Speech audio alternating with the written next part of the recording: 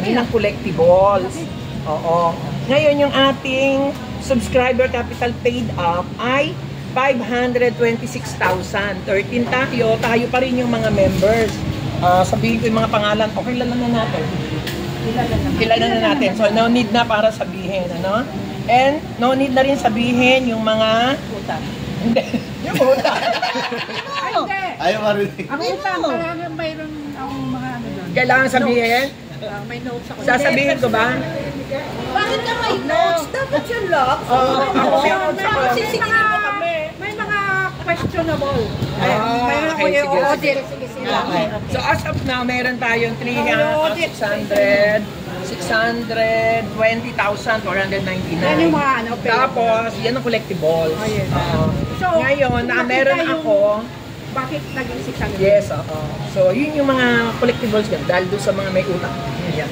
Okay. Hindi naman ibig sabihin na hindi kayo nagbabayad. Kumakit kayo. Okay lang kami Profile magbayad of dahil the law. interest. Kailangan yun eh. Kailangan. Kailangan umutang. Para kunita. Sige, okay. Sige, shortcut to, dadating na yung ano. Dadating na pagkain. Ayan, so meron na tayo na 526, yun yung ating capital paid. Kailangan alam mo yun. So natira natin sa ating pera, 620 minus 526, naging 94,499.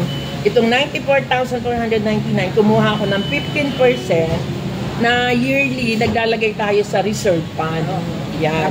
So, yung reserve fund natin na 15%, meron tayo ngayong 14,174 pesos and 10 centavos. At nandun na yung sa bank. So, as of now, ang nandun sa atin na nasa bangko ay 126,631.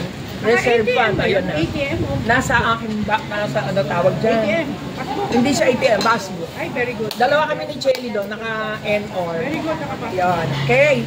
So dahil doon, ang expenses natin for today, siyempre meron ako doon, 6,000.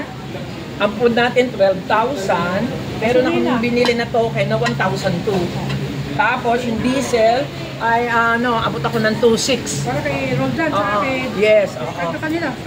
yan. So ang total ko dito ay 21,000. 21,000. So pag minus mo yon, ang matitira ay 59,824 divided by 526. Ano yung 526? Ay 1,000 per share. Total share. 526. So, pag dinivide mo yon, 59,824 and 43 centavos, ang lalabas per share, 112 pesos and 78 centavos. Times share. Yun ang Yes. bibigyan mo. So, yun. So, kayo ngayon, magkukumpit kayo ngayon. Ako alam ko na. Times your number of shares. Yun ang dividend mo. Ay, announce ko.